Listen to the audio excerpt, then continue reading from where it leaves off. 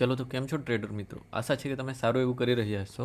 આજના વિડીયોમાં આપણે વાત કરવાના છે કે આજે સવારે જે યસ્ટરડેનું વિડીયો હતું એમાં આપણે જે ગોલ્ડ છે એની પ્રાઇઝ એક્શનની વાત કરી હતી. એન્ડ મેં તમને કહ્યું હતું કે માર્કેટ જે બાજુ જશે, માર્કેટ જે બાજુ લિક્વિડિટી લેવા જશે એ બાજુ આપણે રિએક્ટ કરીશું કે માર્કેટ કઈ રીતે કયા પ્રકારના ઝોન બનાવતું છે.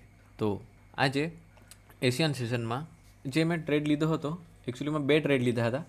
એકમાં લોસ થયો હતો એન્ડ ત્યારબાદ માર્કેટે લોકોને ઇન્ડ્યુસ કર્યા હતા, એના લીધે આપણે એ એન્ટ્રીમાંથી બહાર થઈ ગયા હતા. પરંતુ જે એક્સ્ટ્રીમ ઝોનમાંથી જે મેં એક ટ્રેડ લીધો હતો એમાં આપણને સારું એવું પ્રોફિટ થયું હતું. તો એના વિશે જ આપણે વાત કરવાના છે, કેવી રીતે મેં આ 2 ટ્રેડ લીધા એન્ડ તમે કઈ રીતે આવા ટ્રેડ પ્લાન કરી શકો છો. તમે જોશો તો આપણી ચેનલ પર અત્યારે ટેકનિકલ એનાલિસિસના વિડીયો વધારે આવતા છે, કારણ કે મોસ્ટલી લોકો છે એવો ને મારી સ્ટ્રેટર્જી કઈ રીતે મેં ઉપયોગ કરું છું એ જાણવા પ્રત્યે વધારે રસ છે. એન્ડ એના પર જે રિસ્પોન્સ છે એ પણ સારો આવે છે, માટે હું એના વિડીયો અપલોડ કરું છું, જેથી તમે પણ મારી સ્ટ્રેટર્જીને જોઈને તમારી પોતાની સ્ટ્રેટર્જી ડેવલપ કરી શકો એન્ડ તમે પણ જાતે ટ્રેડ લઈ શકો. તો ચાલો કોઈપણ ટાઈમ વેસ્ટ વગર આજના વિડીયોને આપણે સ્ટાર્ટ કરીએ. તો વિડીયોમાં આગળ વધીએ એના પહેલાં જો તમે ચેનલ પર નવા હો તો ચેનલને સબસ્ક્રાઈબ કરજો, વિડીયોને લાઇક કરજો. કેમ? કારણ કે આ ચેનલ પર ફોરેક્સ ટ્રેડિંગના રિલેટેડ વિડીયો આવતા હોય છે. 1 કલાકની ગોલ્ડની ટાઈમ ફ્રેમ છે. તમે ધ્યાનથી જોશો તો અહીં કેટલાક મેં ઝોન બનાવ્યા હતા, એને આપણે થોડું સમજીએ કે માર્કેટે આ ઝોનમાંથી રિએક્ટ કર્યું હતું. આ ઝોન 1 મિનિટનું હતું, જેના વિશે આપણે કાલે વાત કરી હતી. પરંતુ પછી માર્કેટે શું કર્યું કે આમાંથી માર્કેટે રિએક્ટ કર્યું એન્ડ તમે જોશો કે માર્કેટે આ હાઈ છે આની ઉપરથી જે લિક્વિડિટી છે એ લઈ લીધી એન્ડ નીચેની ડાયરેક્શનમાં આપણને જે બ્રેકઅપ સ્ટ્રક્ચર છે એ આપ્યું, જો તમે ધ્યાનથી જોશો તો. હવે મેં શું કર્યું હતું, તો આની અંદર મેં 50%નું ઝોન બનાવ્યું. એક ઝોન મેં આ ભાગમાં બનાવ્યું જ્યાંથી માર્કેટે લિક્વિડિટી લીધી છે એન્ડ આ કામ મેં ક્યારે કર્યું હતું, તો સવારે. એન્ડ બીજું ઝોન છે એ મેં આ ડિસિઝનલ ઝોન છે અહીં બનાવ્યું હતું. સો હવે માર્કેટ શું કરી શકે, તો માર્કેટ પાસે 2 રસ્તા છે. ક્યાં તો એ આપણા એક્સ્ટ્રીમ ઝોન સુધી જાય એન્ડ પછી આપણને મૂવ આપે, અથવા તો આ ઝોન છે આમાંથી એન્ટ્રી આપે. તો મેં આની અંદર એન્ટ્રી કેવી રીતે લીધી હતી એન્ડ તમે કહેશો કે અહીં તો કોઈ લિક્વિડિટી પણ નથી એન્ડ કોઈ ઇન્ડ્યુસમેન્ટ પણ નથી. પરંતુ જે વસ્તુ મેં તમને ગઈકાલના વિડીયોમાં એક્સપ્લેન કરી હતી કે જે મેન વસ્તુ છે એ લિક્વિડિટી છે એન્ડ લિક્વિડિટી અહીં સુધી રહેલી છે. આ જે આપણો ઝોન છે આ લિક્વિડિટીનો પોઈન્ટ છે, તો માર્કેટ આ લિક્વિડિટી લેવા માટે નીચે આવી શકે. તો એના માટે આ ઝોનમાંથી પણ માર્કેટ નીચે આવી શકે. મે બી આ ઝોનમાંથી અહીં આવે એન્ડ પછી આ ઝોનમાં જાય ને પછી નીચે આવે. તો માર્કેટે આ ઝોનમાંથી આવવાનું આ નક્કી કર્યું. તો હવે મેં કઈ રીતે એન્ટ્રી લીધી એ તમને બતાવું. હવે તમે આ ઝોનને જોશો તો જ્યારે માર્કેટે આ ઝોનની અંદર ફર્સ્ટ સ્ટેપ આપ્યું આ ભાગમાં એન્ડ ત્યારબાદ માર્કેટે રિએક્ટ કર્યું. સો અહીં આપણું ફ્લિપ ઝોન હતું એન્ડ તમને ખબર જ છે કે હું મોસ્ટલી ફ્લિપ ઝોન છે એને ટ્રેડ કરું છું. તો આ ભાગમાં આ ફ્લિપ ઝોન માર્કેટે બનાવ્યું.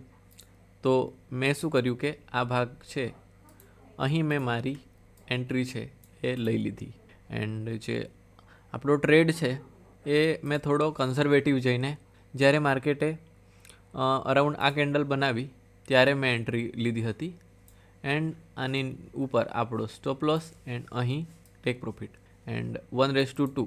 જ્યારે આટલું આપણું પ્રોફિટ મતલબ પ્રાઇસ આની નીચે જતે તો આપણે જે આપણું સ્ટોપ લોસ છે મતલબ 50% પાર્શિયલ બુક કરી લેતે એન્ડ બાકીના ટ્રેડને કન્ટિન્યુ નીચે ટ્રેડ થવા દેતે. પરંતુ માર્કેટે શું કર્યું, તો તમે અહીંયા ધ્યાનથી જોશો તો માર્કેટે અહીંથી રિએક્ટ કર્યું. તમે જોશો તો અહીં ઇમ્બેલેન્સ છે. અહીં તમે ધ્યાનથી જોશો તો આ ભાગમાં તમને ઇમ્બેલેન્સ દેખાશે. તો આ એઝ અ ઇન્ડ્યુસમેન્ટ વર્ક કર્યું માર્કેટે એન્ડ આ ઇન્ડ્યુસમેન્ટ અહીંથી જે ટ્રેડર લોકોએ જે સેલના ટ્રેડ લીધા હતા એમને કાઢવા માટે માર્કેટે એક ઉપરની ડિરેક્શનમાં મૂવ કર્યો એન્ડ જ્યારે માર્કેટ આ ઉપર મૂવ કરતું હતું તો મેં અહીં પણ આ ઝોન બનાવી રાખ્યું હતું કે એક્સ્ટ્રીમમાંથી માર્કેટ આપણને મૂવ આપશે. સો મેં શું કર્યું હતું કે આ આપણા ઝોનમાં ફર્સ્ટ સ્ટેપ હતું, બટ આપણને ફ્લિપ મળી ગયું હતું. સો ફ્લિપ થોડા હાઈ પ્રોબેબિલિટી ટ્રેડ આપતું હોય છે. તો મેં નક્કી કર્યું કે હું આ ભાગમાંથી ટ્રેડ લઈશ. પરંતુ જો એગ્રેસિવલી આપણે આ ભાગમાંથી ટ્રેડ લઈ લેતે તો મે બી લિક્વિડિટી રન માટે માર્કેટ ઉપર જાય તો આપણો સ્ટોપ લોસ પણ હિટ થઈ જાય. પરંતુ મેં વિચાર્યું કે જો માર્કેટ આમાં ટેપ કરીને પછી આપણને જો એંગલ્ફિંગ કેન્ડલ આપે તો આપણે ટ્રેડ લઈશું, નહીં તો આપણે લિક્વિડિટી સ્વીપ થવાની રાહ જોઈશું. તો માર્કેટે શું કર્યું કે માર્કેટે એંગલ્ફિંગ કેન્ડલ આપી. સો આની નીચે અહીંથી આપણો ટ્રેડ, આની ઉપર આપણું SL એન્ડ જે ટાર્ગેટ હતો એ થોડો મોટો નથી રાખ્યો આપણે. જે રિસેન્ટ આપણું સ્ટ્રક્ચર હતું એને જ આપણે ટાર્ગેટ કર્યું હતું. અહીં તમે જોઈ શકો છો માર્કેટે તો ઘણું મોટું મૂવ આપ્યું, પરંતુ મેં આને જ ફક્ત ટાર્ગેટ કર્યું હતું. એકચ્યુઅલીમાં આને ટાર્ગેટ કરતે તો પણ ચાલતે, પરંતુ નહીં કર્યું. હવે તમે જોશો તો જ્યારે માર્કેટે અહીંથી નીચે મૂવ કર્યું, સો મેં શું કર્યું હતું, ટોટલ મેં 0.10ની લોટથી ટ્રેડ કર્યું હતું. જેવું મારું રિસ્ક અરાઉન્ડ $30 મારું રિસ્ક હતું. સો અરાઉન્ડ $30 1:1. જ્યારે મને 1:1 મળ્યું હતું ત્યારે જે મેં 50% પાર્શલ બુક કરી લીધા હતા.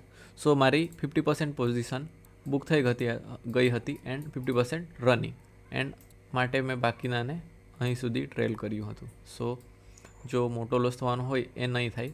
એન્ડ આ બંને ટ્રેડ આ ટ્રેડ મેં મારા જે પર્સનલ અકાઉન્ટ છે એમાં લીધો હતો, એન્ડ આજે મેં એક ફંડેડ અકાઉન્ટને ટ્રેડ કરતો છે એમાં આ ટ્રેડ લીધો હતો. કે આમાં મેં શું કર્યું હતું કે 1:1 મળે એટલે મેં પાર્શલ બુક કરી લીધા હતા 50%. મીન્સ કે મારો ટ્રેડ છે એ રિસ્ક ફ્રી થઈ ગયો, કારણ કે આ ટ્રેડમાં જેટલો મારો SL છે, તમને એક એક્ઝામ્પલ આપીને સમજાવું તો ફોર એક્ઝામ્પલ મારો SL $50 છે. તો જ્યારે મને 1:1 મળતો હોય તો મારું જે પ્રોફિટ છે એ પણ $50 થવાનું. ઓકે, સો આ સમયે મેં શું કરું કે મેં મારું 50% પાર્શલ બુક કરી લઉં. તો આ $50માંથી જે $25 છે એ બુક થઈ જશે. ઓકે, સો હવે $25 મારું પ્રોફિટ બુક થઈ ગયું છે. હવે જે આપણું રિસ્ક છે એ પણ $25 છે, કારણ કે આપણી પોઝિશન છે એ હાફ થઈ ગઈ છે. માટે હવે જો આપણો SL પણ આવે તો પણ આપણને લોસ થશે નહીં. કેમ? કારણ કે $25 તો ઓલરેડી આપણે બુક કરી દીધા છે. આ સ્ટ્રેટર્જીનું એડવાન્ટેજ શું છે? કારણ કે 1 મિનિટની ટાઈમ ફ્રેમમાં હંમેશા માર્કેટ નીચે આવે છે, એન્ડ જ્યારે તમે SLને બ્રેક ઇવન કરી દો છો, મીન્સ કે જ્યાં તમારી એન્ટ્રી હોય ત્યાં તમારા SLને લાવી દોશો, તો માર્કેટ થોડું પુલ બેક કરે છે એન્ડ તમારો SL લઈને પછી તમારી ડિરેક્શનમાં કન્ટિન્યુ કરે છે. તો આ વસ્તુથી તમે બચી શકો છો. માટે આ વસ્તુનો મેં યુઝ કરું છું. તમે પણ આનો ઉપયોગ કરશો તો તમને પણ ઘણું સારું રિઝલ્ટ મળશે. તો આવી રીતે તમે 50% પાર્શલ બુક કરીને બાકીના ટ્રેડને કન્ટિન્યુ કરી શકો છો. તો અત્યારે મેં 1:1 સાથે ટ્રાય કરતો છે, એટલે તમે પણ કરી શકો છો. જો તમને સારું લાગે તો તમે આગળ ઉપયોગ કરજો, કારણ કે જે 1 મિનિટની ટાઈમ ફ્રેમ છે આનો આપણે ઉપયોગ કરીએ તો આપણો વિન રેટ થોડો ઓછો થઈ જાય છે. બટ જો તમારો મંથલી ટાઈમ ફ્રેમ એનાલિસિસ સારો હોય તો તમને પ્રોફિટ જરૂરથી થશે, એન્ડ તમારી એન્ટ્રી પણ સ્નાઈપર થશે. તો આ જ હતો આજનો વિડીયો.